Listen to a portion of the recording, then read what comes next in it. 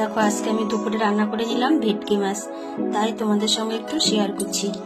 এই যে প্রথমে মাছটা ধুয়ে নিয়েছি, এবার মাছের মধ্যে নুন হলুদ মাখিয়ে নেব।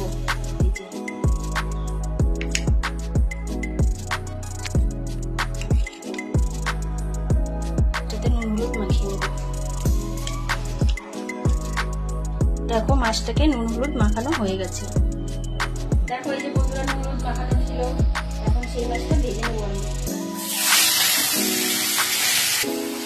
এক এক করে সব মাছগুলো এই কুচি করে ভালো করে ভেজে নেব। দেখো সব মাছগুলো ভাজা হয়ে গেছে, এবার আমি সব মাছগুলো তুলে নিয়েছি। দেখো ওই মাছ ভাজা করাইতে আমি আরেকটু তেল দিয়ে দিলাম। শুকনো লঙ্কা, জিরা, তেজপাতা ফোড়ন দিয়ে দিলাম। নুন হলুদ মাখানো আলুটা তেলে দিয়ে দিলাম।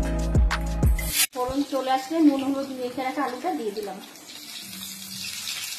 আলুটা লাল লাল করে ভেজে নিয়েছি, এবার আমি কাঁচা লঙ্কা বাটাটা দিয়ে দিলাম।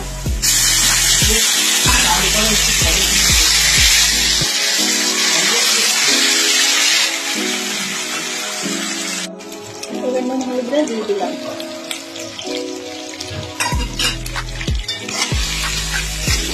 দেখো মশলা থেকে তেল ছেড়ে দিয়েছে, এবার আমি জল দিয়ে দিলাম।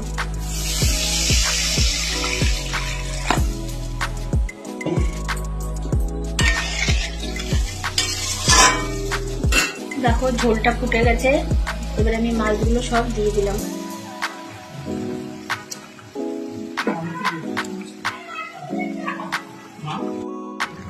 দেখো সব মাছগুলো আমি ঝোলে দিয়ে দিয়েছি।